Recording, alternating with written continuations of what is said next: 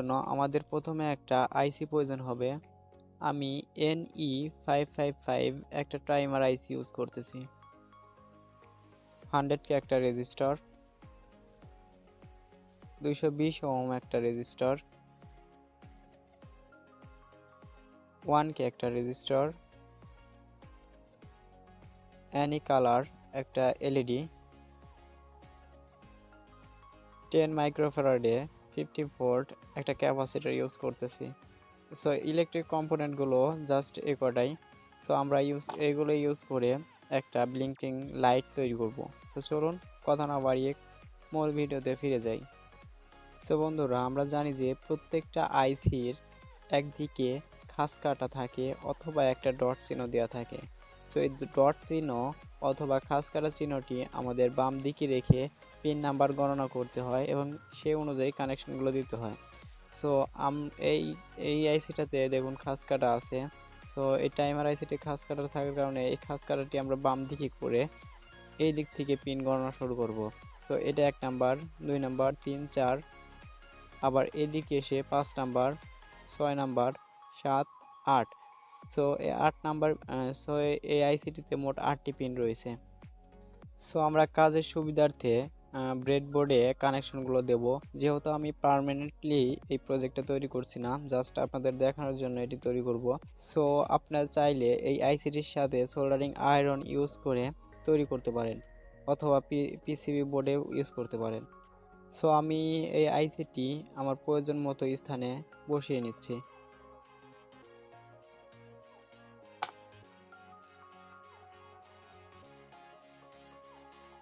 So এবার আমি আইসির 2 নাম্বার পিন এবং 6 নাম্বার পিন অ্যাডজাস্ট করব।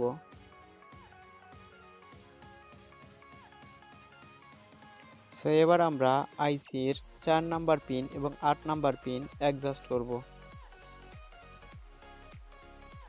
সো এবার আইসির 1 নাম্বার আমরা আইসির 1 নাম্বার পিন ব্যাটারির যে গ্রাউন্ড অথবা মাইনাস পিন আছে সেটার সাথে কানেক্ট করব। সো আমি এটা হচ্ছে ব্যাটারি মাইনাস হিসাবে ব্যবহার করতেছি এবং এই পাশে ব্যাটারি প্লাস হিসাবে ব্যবহার করতেছি। আর আপনারা অবশ্যই সার্কিট ডায়াগ্রামটি দেখে কানেকশন দিবেন। তো এবার আমরা 8 নাম্বার পিনটিতে সরাসরি প্লাস ভোল্ট দিয়ে দেব। সো এবার আমরা আইসির 7 নাম্বার পিনের সাথে 1K রেজিস্টার দ্বারা পজিটিভ প্রান্তের সাথে লাগিয়ে দেব। রেজিস্টারের এক প্রান্ত 7 নাম্বার পিনের সাথে, অপর প্রান্ত আইসি বোর্ডের যে পজিটিভ প্রান্ত আছে সেই প্রান্তের সাথে লাগিয়ে দিলাম।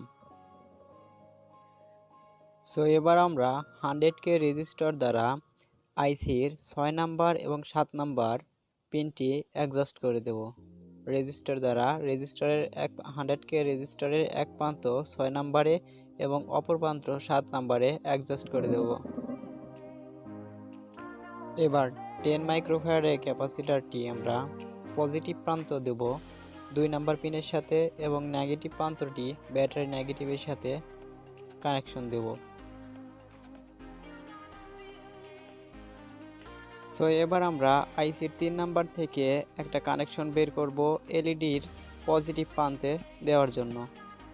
এবার আমরা এই এলইডিটি যে আমরা আইসির 3 নাম্বার পিন থেকে যে কানেকশনটি বের করছি সেই কানেকশনের সাথে এলইডির পজিটিভ প্রান্তটি লাগিয়ে দেব। সো এখন আমরা 220 ওহম যে রেজিস্টারটি ছিল সেটার এক প্রান্ত গ্রাউন্ডে দেব, অর্থাৎ ব্যাটারির মাইনাসে, এবং অপর প্রান্ত এলইডির নেগেটিভে দেব। ব্যাস, আমাদের সার্কিটটি তৈরি হয়ে গেল। সো এখন জাস্ট পাওয়ার দেওয়ার পালা। সো আমরা পাওয়ার দেওয়ার জন্য এই পাশে একটা তার বের করে নিলাম। এই পাশ দিয়ে আমরা নেগেটিভ পাওয়ারটি দেব এবং এই পাশ দিয়ে আমরা পজিটিভ কানেকশন পাওয়ারটি দেব। এখন দেখুন আমি এখানে 5 ভোল্ট পাওয়ার সাপ্লাই দিচ্ছি। সো এখানে 5 থেকে 12 ভোল্ট পর্যন্ত আপনারা পাওয়ার দিতে পারেন। সো আমি এখানে 5 ভোল্ট ইউজ করতেছি।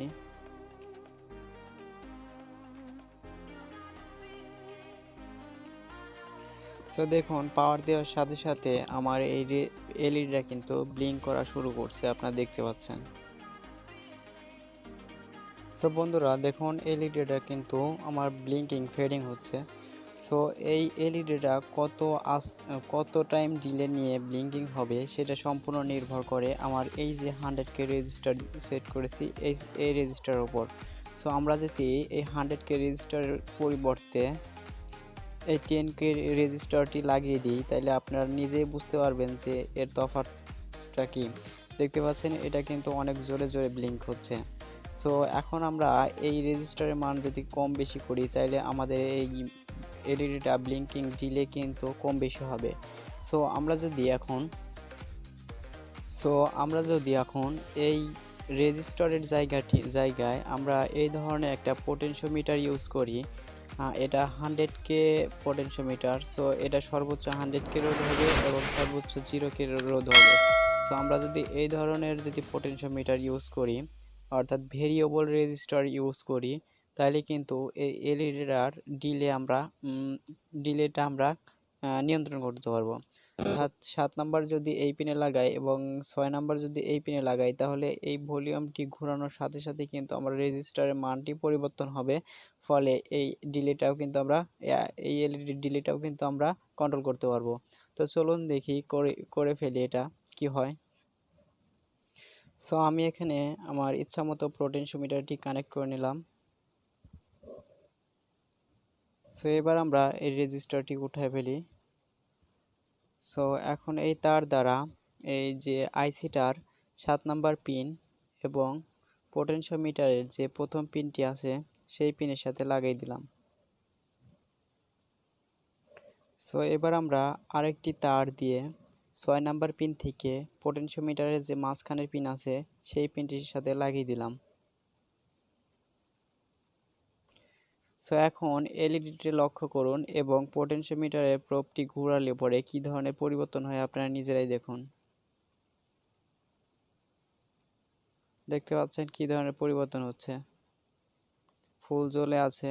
এখন যদি চেঞ্জ করি, তাহলে আপনাদের ইচ্ছা মতো কতটুকু ফেডিং লাগবে সেটি কিন্তু আপনার কনভার্ট করে তৈরি করতে পারবেন।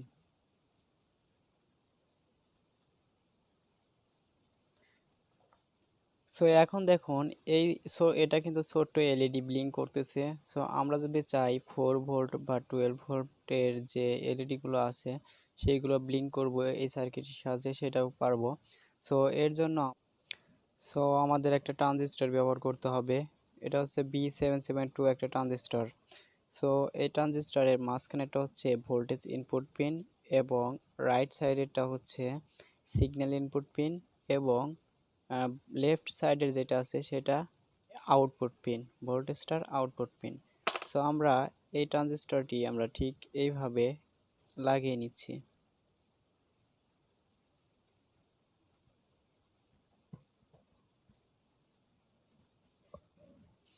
সো এখন আমরা এই যে 4 ভোল্ট পাথরের যে এলইডি লাইটটি ছিল, সো এই লাইটের নেগেটিভ প্রান্তটা আমরা ব্যাটারি নেগেটিভের সাথে কানেকশন দেব এবং পজিটিভ যে প্রান্তটি আছে সেই প্রান্তটি এই এই আইসিটার দেখতে পাচ্ছেন এই দিকে করে যে ডান পিনের সাথে আছে এটার সাথে কানেকশনটা দিয়ে দিলাম।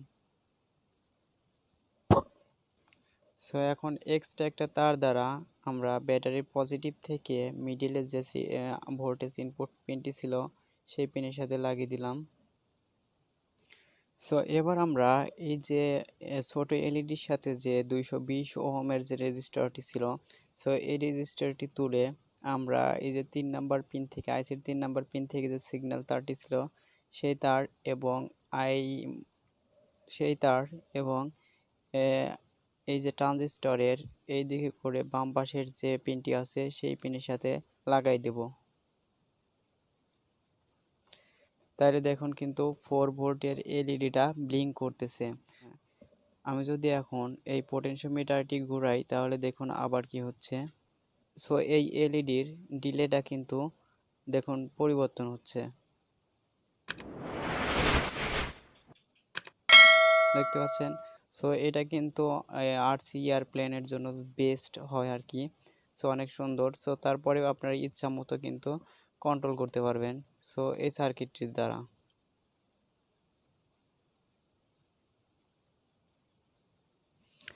সো আজকে ছিল এই মূল ভিডিও। সো যদি ভিডিওটি ভালো লেগে থাকে তাহলে অবশ্যই অবশ্যই একটা লাইক দিবেন। আর আমার চ্যানেলে যদি আপনি নতুন হয়ে থাকেন তাহলে প্লিজ প্লিজ আমার চ্যানেলটি সাবস্ক্রাইব করে আমার পাশেই থাকবেন। সো আজ এ পর্যন্তই, টাটা বাই বাই, দেখা হবে নতুন কিছু নিয়ে।